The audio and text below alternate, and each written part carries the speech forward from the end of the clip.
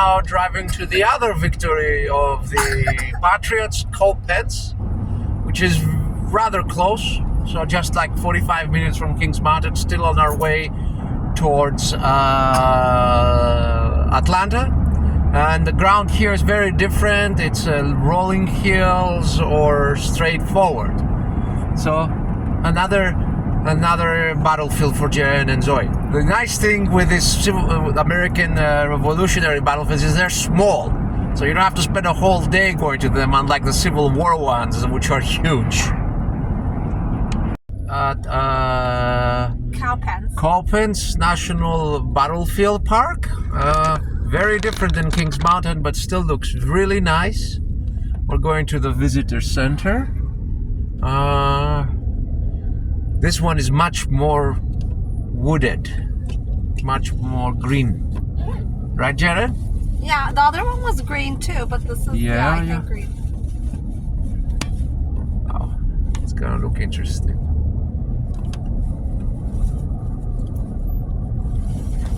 And there's the visitor center.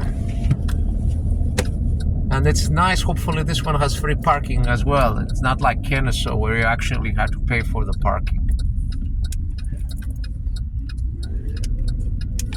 It even has a bus parking. So yeah, they all do that. So here we are in the museum. It's a bit different than the Kings Mountain one. Now look, Zoe cannon. And it's got a nice cannon. And this is actually a real one. They put this the leathers. They probably use it for showing off at other times. So I'm starting on the trail that goes around the Cowpens battlefield. Cowpen, literally, it was Cowpens. And this is a much smaller battlefield than Kings Mountain. So it shouldn't take us long. The ground is lightly wooded, and this is, yes, another pocket battlefield. There's the ground, and I'm wondering where we're gonna find the undulations that supposedly hid the third line of the Continentals. There you go. You can see much more clearly the whole breadth of the battlefield. It's very beautiful.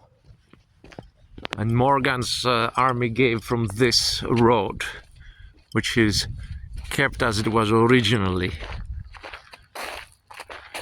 Okay, let's go towards the battle. Here's our first thing. So the Green River Road runs right through the battlefield, and there are some small slopes that essentially were used to the advantage of the Patriots versus the British and the Loyalists. But you see, the ground is pretty flat, so I guess the undulations were very small.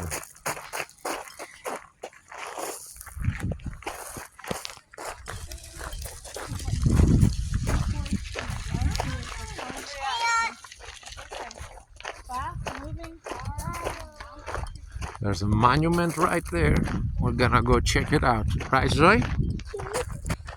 Yeah, I can see the undulations that might have hidden the third line.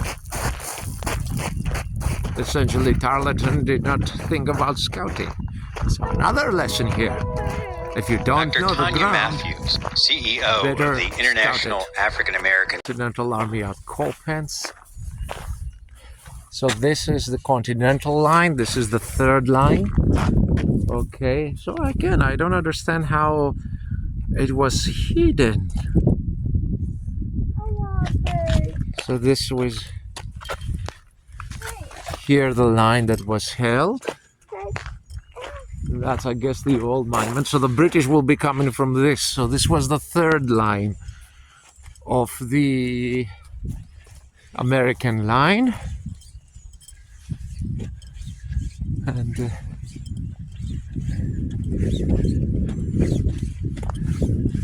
what do we have here?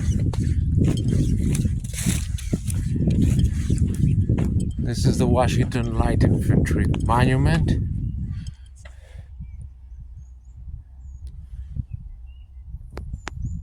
Okay. So you can see the British probably came out from those tree lines. Now we are within killing distance. So is this the first line? No, this is the second line, the American. Okay, so we are in the second line. So I don't understand, how did they hide the Continentals? There's no real hill. Come on, Zoe. And we're moving towards the front line. So that a huge distance. Where those people are was the third line. Here's the second line.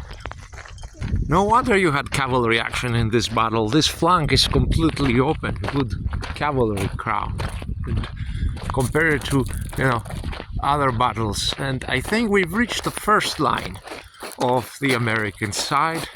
The 150 sharpshooters. We got a mannequin over there. So from this point on, beyond us is the killing field and the British lines. Yeah, so this will be the skirmish line over here. So the skirmish line is here. Over at that place was the second line, and way over inside that copse of trees was the third line. So now we're moving towards the British lines. Oh, I still don't see the undulation that will hide the Continentals. Interesting. Well, let's continue by. Okay, we're coming up to another marker. It's kind of swampy at this point. I guess from here, yeah, they wouldn't see the Continentals. They will just see the front line, the skirmishers, and then the second line behind them. So what we got over here? We have okay, a landscape restoration field. Okay.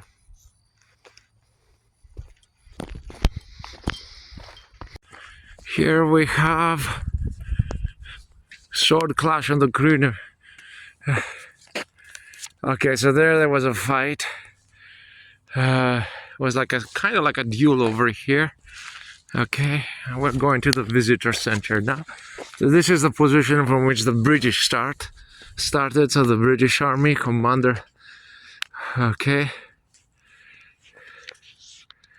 So over here is the line of the start, and then British will move towards there. So yeah, this is a treed area, and then it opens up. Interesting little battlefield.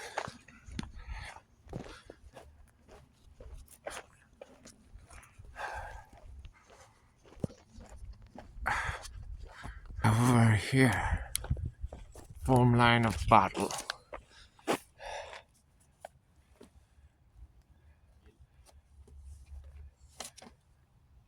Okay, so this wetlands impeded the development of the 7th Regiment. Yeah, it's a deep swamp. No wonder.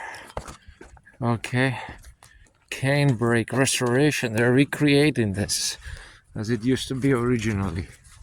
That's pretty cool. That's what I love about American battlefields and national parks. They take the effort. Even though this was a tiny skirmish by many European standards or Asian standards. There's another marker there. Let's see what it says. And then I pause again. Zoe is riding me as a horse. Are you Tarleton, Zoe? Mm-hmm. Over here. Oh, this marker, this one. The British advance and the skirmishers would retreat. This one definitely needs refixing. So if you see that person across, that's the other part of the walking. Gives you an idea about the distances. So we're walking now towards the American lines from the British lines, and let's see where we cross the skirmish line. We're advancing.